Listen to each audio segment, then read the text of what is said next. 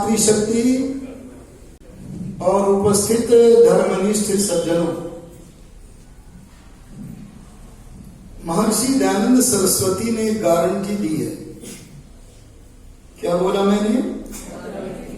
क्या गारंटी दी है? कि अगर स्वर्ग पाना है तो प्रतिदिन 5 काम करो। कितनी बड़ी गारंटी दे रहे, पर वे फ्री में नहीं दे रहे। ऐसे नहीं कह रहे कि घर के सामने गुरु कृपा लिख दो। वे ऐसे नहीं कह रहे कि अपनी कार पर गुरु कृपा लिख दो। ये गुरु कृपा लिखने वाले और लिखवाने वाले बड़े अंधेर में हैं, क्योंकि ये गुरु कृपा करते करते परम गुरु को भूल चुके हैं। अरे बोलो, किसको भूल चुके हैं? परम गुरु को भूल चुके हैं। और परम गुरु कौन है? स पूर्वेशामपि गुरु कालेना न वच्चेदात्।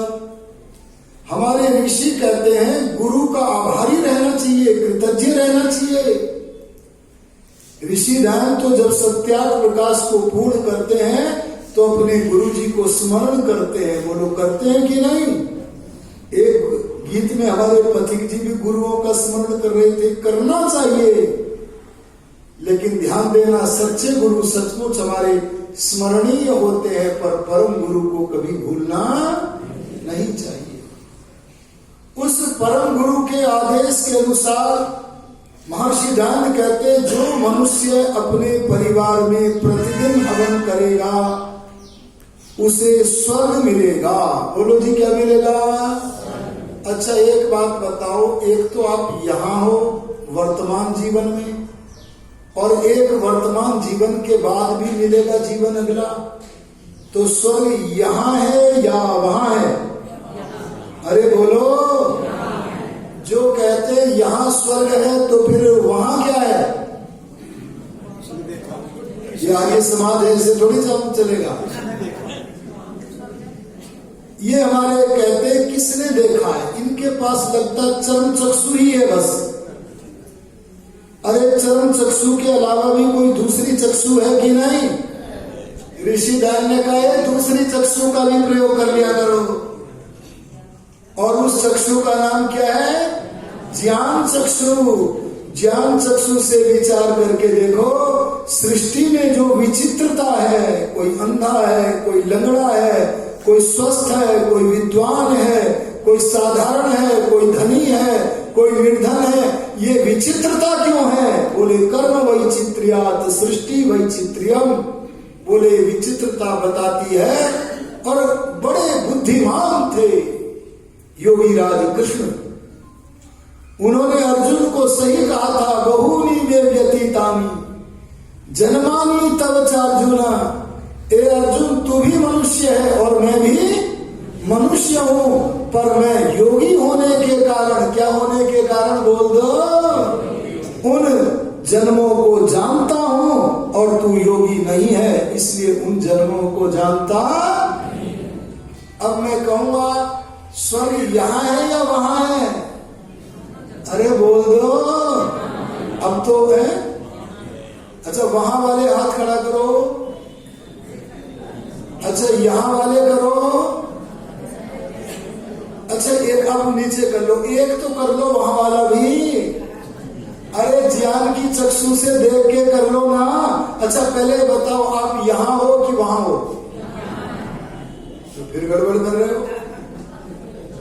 अरे ये कहो कि पीछे के जन्म की अपेक्षा से हम वहां हैं, और आगे जो आवेगा जन्म उसकी अपेक्षा से बोलो हम। अरे हम यहां भी हैं, वहां भी है। पूर्व जन्म की अपेक्षा से बोलो हम वहां हैं, और भविष्य में होने वाले जन्म की अपेक्षा से बोलो हम। बस ऋषि दान कहते हैं कर्मों का सुधार कर लो तो यहां भी स्वर्ग है, और बोलो मरने के बाद भी इहलोक में और परलोक में, दोनों में जिसे स्वर्ग बनाना है तो उसके लिए 5 काम प्रतिदिन करने चाहिए। क्या बोला मैंने? और वे 5 काम कौन कौन से हैं? पहला काम ब्रह्म यज्ञ। दूसरा काम बोलो यज्ञ, तीसरा का पितृयज्ञ, चौथा का बलि वैश्वदेव यज्ञ और पांचवा जी इसका मतलब यज्ञ ही करो। क्या कहा जी? यज्ञ ही करो। मैंने एक दिन पूछा था यज्ञ के अलावा कुछ नहीं करोगे, कौन कौन तैयार हो, पूछा था। आज बोलो कौन कौन है जो यज्ञ ही करेंगे? यज्ञ के अलावा कुछ नहीं करना। चलो मैं इधर समय नहीं लगाता है, आज तो मैं केवल इतना बताता हूं, यज्ञ को समझ लो। यज्ञ का अर्थ हवन ही नहीं है, बल्कि जितने भी श्रेष्ठतम कर्म है, अरे बोल दो, जितने भी श्रेष्ठतम कर्म है, जितने भी वेद के आदेश के अनुसार किए जाने वाले कर्म हैं, उन सब कर्मों का नाम क्या है? यज्ञ। ऐसे यज्ञ कर्म के विराट भवन में प्रवेश करने का जो मुख्य द्वार है उसका नाम है पंच महायज्ञ। क्या बोला मैंने? पंच महायज्ञ। तो यज्ञ का अर्थ क्या हुआ? कर्म, श्रेष्ठ कर्म, श्रेष्ठतम कर्म। और ये पांचों के पांचों यज्ञ कर्म हैं। कर्म के बिना कृपा नहीं मिलती। परमात्मा की कृपा, परमात्मा से सुख अगर पाना है तो कर्म करना पड़ेगा, पूर्ण पुरुषार्थ के साथ करना पड़ेगा। अगर इसके बिना परमात्मा से प्रार्थना करोगे तो परमात्मा की सहायता प्राप्त होना संभव, क्योंकि भगवान कहते हैं मैंने हे मनुष्यों तुम्हें जो कर्म करने की आज्ञा दी है, जो मेरी इस कर्म करने के उपदेश को तोड़ेगा, आज्ञा को तोड़ेगा, वह कभी सुख प्राप्त। इसीलिए मैं 5 कर्मों को संक्षेप में कहता हूं। पहले कर्म का नाम क्या है? ब्रह्म यज्ञ। अरे बोलो। इस पहले कर्म का संबंध जिस वस्तु से है उस वस्तु का नाम है ब्रह्म। बोलो क्या है? ब्रह्म माने, अगर मैं आचार्य दीक्षा जी से पूछूंगा ना तो मुझे व्याकरण की रीति से कहेंगी ब्रह्म माने बड़ा। अरे बोलो ब्रह्म माने बड़ा। पर ऋषिदान ने कमाल कर दिया। ऋषिदान ने चारों तरफ दुनिया में नजर उठा के देखा, बोले कोई व्यक्ति थोड़ा सा बड़ा बन जाता है और वो अपने को ब्रह्म बताने लगता है। अरे बोलो बताने लगता है कि नहीं? एक बाबा ने अपनी पत्रिका में लिख दिया, अगर मनुष्य उन्नति करे, उन्नति करे, उन्नति करे तो उन्नति करते करते भगवान का बाप बन सकता है। बोलो ऐसे मूर्ख बाबाओं से हमारा कोई कल्याण हो सकता है क्या? अरे बोलो, ध्यान देना, ये नहीं होना चाहिए। मैं आपसे कहना चाहूंगा कि ब्रह्म का अर्थ ऋषिदान ने इसीलिए सरल करके सत्यार्थ प्रकाश के पहले समुल्लास में किया। यद्यपि ब्रह्म का अर्थ बड़ा है, यह सही है, लेकिन ऋषिदान ने चारों तरफ देख करके अपने चिंतन को गति देते हुए अर्थ किया, सर्वेभ्यो बृहत्वाद ब्रह्म। क्या कहा? सबसे बड़ा होने के कारण। अरे बोल दो, सबसे बड़ा होने के कारण जो भी सत्ता है उसका नाम क्या है? ब्रह्म। अरे बोलो माँ बड़ी है कि नहीं? अरे जल्दी बोलो, समय कम है। अच्छा माँ बड़ी कि माँ पिताजी बड़े हैं कि नहीं? अच्छा बोलो ये गुरु लोग बड़े हैं कि नहीं? अरे इन बड़ों की पूजा करने का नाम तो ब्रह्मयज्ञ बना कि नहीं? अरे बोलो, हाथ खड़ा करके बोलो, माता पिता की पूजा का नाम ब्रह्मयज्ञ है कि नहीं? हाथ खड़ा करके बोलो। अरे कई लोग नहीं भी कर रहे। जो कहते हैं माता पिता आचार्य की सेवा करने का नाम ब्रह्म यज्ञ नहीं है, वो हाथ खड़ा करो। देखो ये सावधान लोग भी बैठे, तालियां बजा दो इनके लिए। अरे बजा दो। ध्यान देना, ध्यान देना। मेरी माँ बड़ी है, मेरे पिता भी बड़े हैं, अरे मेरे आचार्य भी बड़े हैं, पर इनके बड़प्पन को जरा निहारो। इनका बड़प्पन कैसा है? ये किसी से बड़े हैं तो किसी से तो नहीं बोल रहा। ये सांसारिक उन्नति किए हुए लोग, ये किसी से बोल दो बड़े भी हैं और बोलो किसी से, पर ब्रह्म का अर्थ ऋषिदान ने बड़ा स्पष्ट कर दिया, सर्वेभ्यो बृहत्वाद ब्रह्म। अरे स्नेही जी, बड़ा तो छोड़ो, जिसके तुल्य भी संसार में कोई नहीं है, उस सत्ता का नाम, परमेश्वर का नाम बोलो क्या है? ब्रह्म। इसमें भगवान से बड़ा मत सोच रहा किसी को। मैं पितृयज्ञ की बात जब करूंगा तो पितरों की पूजा का पाठ पढ़ाऊंगा, जब अतिथि यज्ञ की बात करूंगा तब विद्वानों की पूजा का पाठ पढ़ाऊंगा या देव यज्ञ में पढ़ाऊंगा। लेकिन मैं पहले यज्ञ की चर्चा कर रहा हूं, यहाँ तो यज्ञ की वस्तु केवल परमपिता, अरे बोलो परमपिता परमात्मा या ब्रह्म का अर्थ है सबसे बड़ी सत्ता। देखो मैं इसे एक शब्द में आपको थोड़ा सा समझाकर आगे बढ़ता हूं। आपकी भाषा में मैं बताना चाहता हूं, संसार में जिसका रिकॉर्ड कोई नहीं तोड़ सकता, रिकॉर्ड को हिंदी में क्या बोलते हैं जी? विश्व विक्रम। ये खिलाड़ी लोग भी तो रिकॉर्ड बनाते हैं कि नहीं? अरे बोलो। अच्छा, इनके रिकॉर्ड टूटते हैं कि नहीं टूटते? ध्यान देना, तुम कितनी भी बड़ी लकीर खींच लेना, लेकिन कोई ना कोई आएगा तुमसे भी बड़ी लकीर खींच देगा, तुम्हारे रिकॉर्ड को तोड़ देगा। लेकिन ऋषि दयानंद कहना चाहते हैं, जिस सत्ता ने एक नहीं असंख्य रिकॉर्ड बनाए हैं, पर असंख्य रिकॉर्डों में कभी कोई मनुष्य उसका एक भी रिकॉर्ड नहीं तोड़ सकता। अरे बोलो, उसका नाम क्या है? ब्रह्म। कुछ समझ में आ रहा है कि नहीं?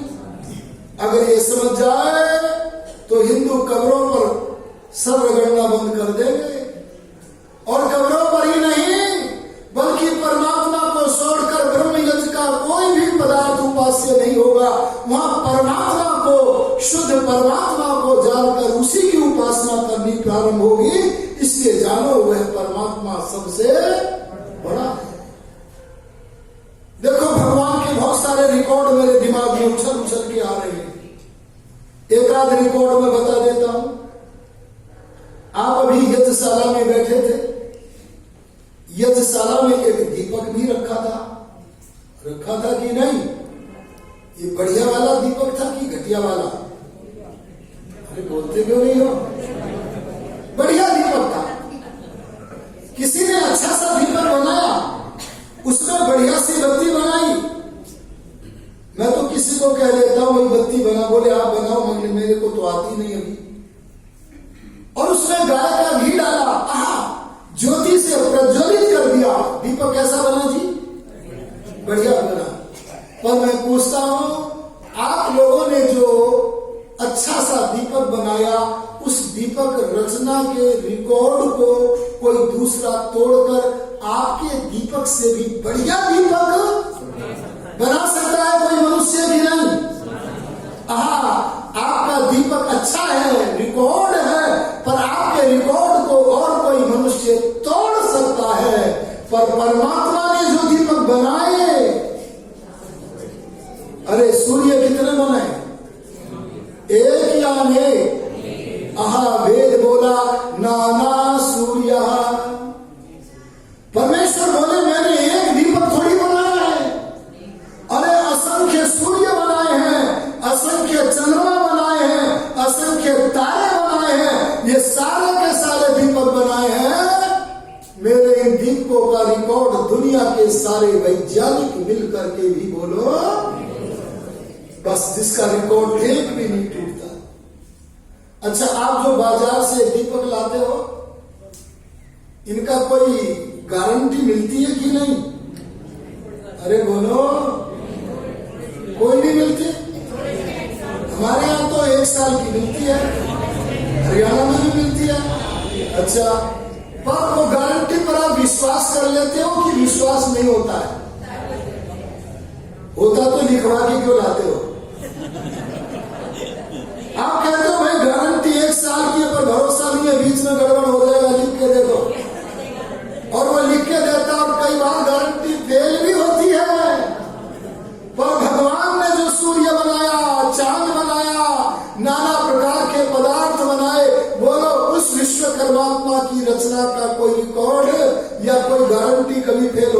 किया।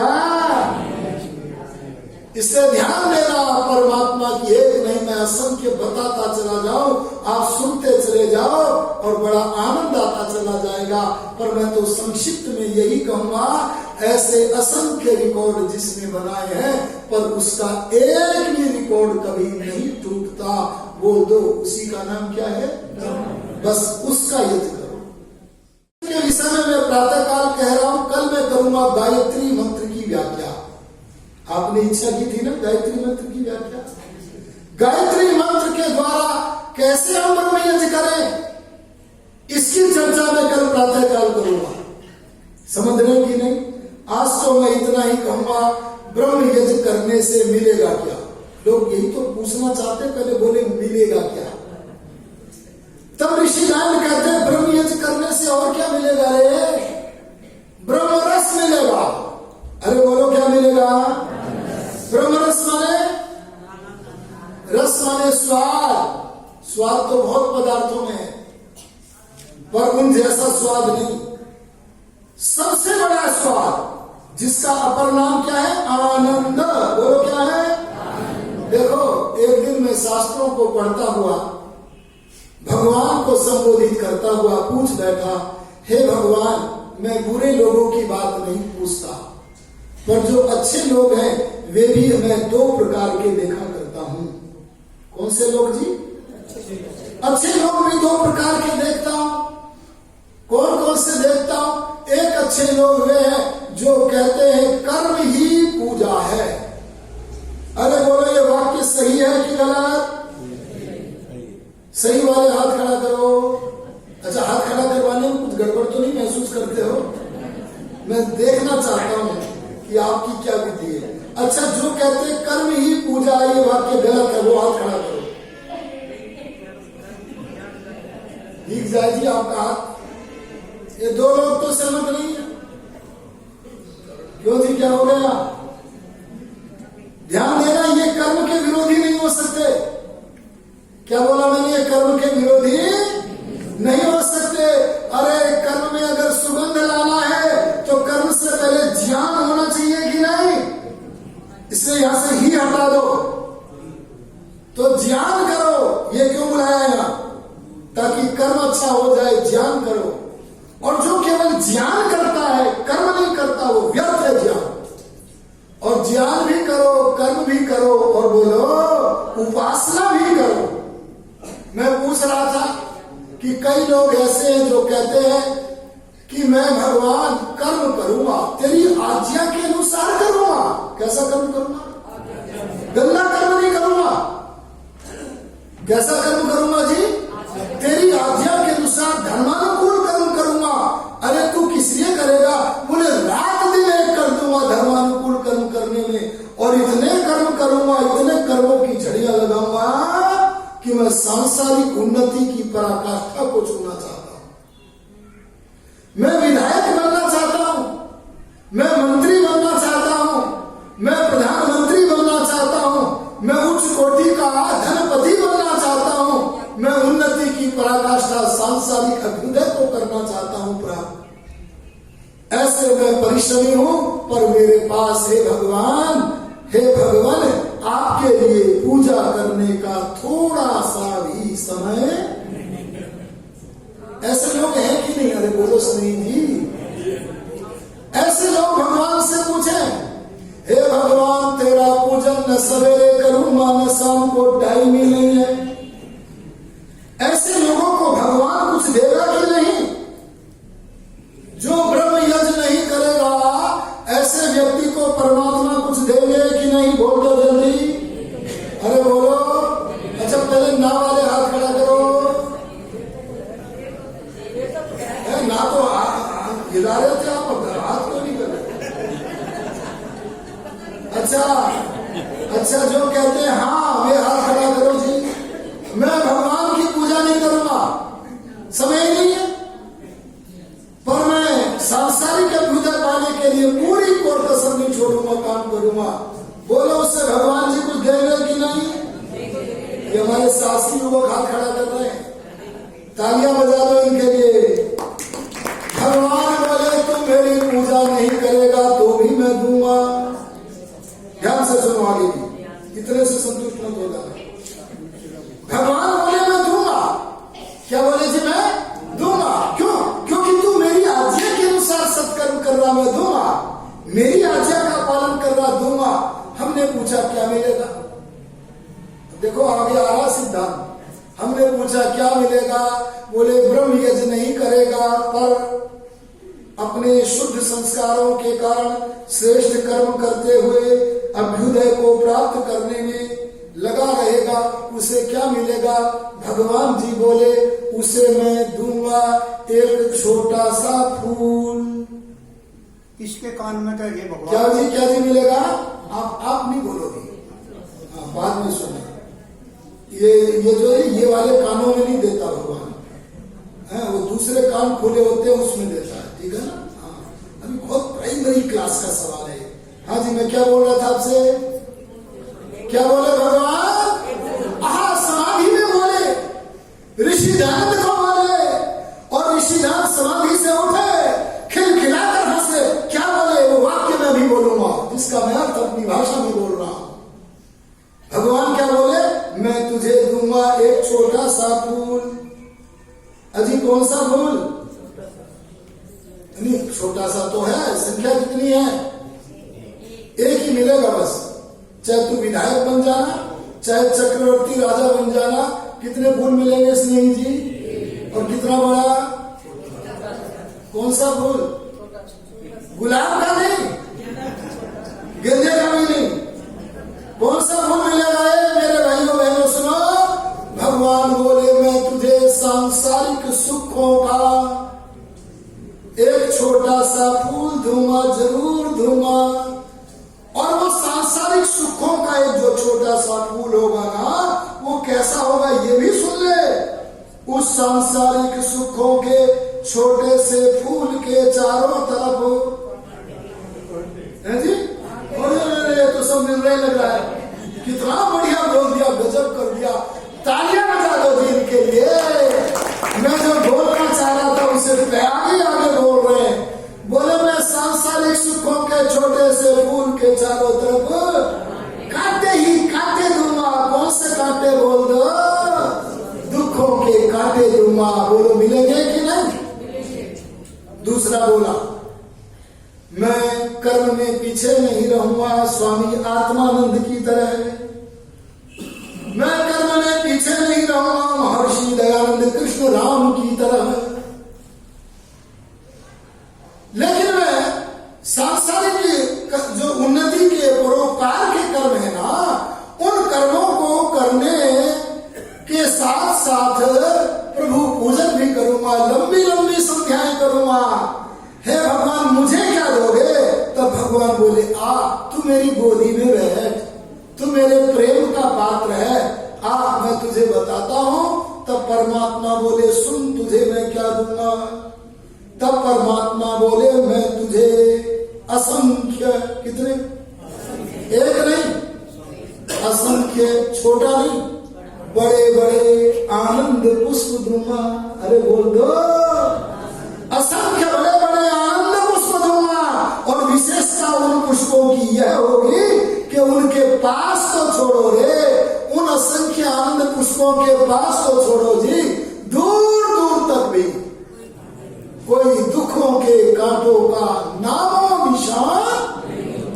ऋषिदान इस बात को अपने शब्दों में समाधि से उठे, खिलाकर हंसे और बोले आओ दुनिया के लोगों आओ, मैं भगवान से पूछ कर। अरे बोला यास्काचार्य ने यही कहा था, ऋषि दर्शना। स्नेह जी, ऋषि उसे कहते हैं जो जिसे दर्शन होता है। अरे बोल दो जिसे। बोले कैसे? आंखों से? बोले नहीं। बोले तो अनुमान लगा के जानता है क्या? बोले नहीं। तो क्या उसे किसी भद्र पुरुष के बताने पर होता है क्या जो शब्द प्रमाण का विषय कह दे? बोले नहीं। अब सुन लो कहा किसके कान में सुनाता है? यास्काचार्य बोल रहे। बोले वो इंद्रियों का विषय है क्या जो दर्शन हुआ? बोले नहीं। बोले अनुमान लगा के जाना क्या? बोले नहीं। बोले शब्द प्रमाण का विषय है क्या? बोले नहीं। तो कैसे जाना?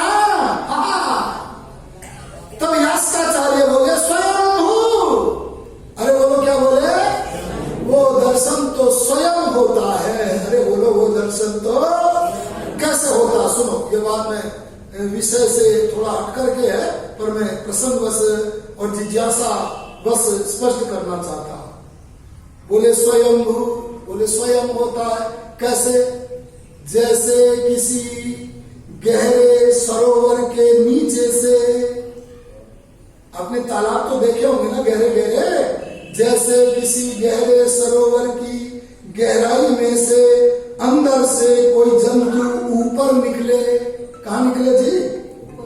अरे बोल दो, कहाँ निकले? ऊपर निकले, और ऊपर निकलकर अपना चेहरा दिखाए। क्यों जी? दिखाता है कि नहीं? खड़े होना, कभी मछली, कभी मेंढक, कभी मगरमच्छ।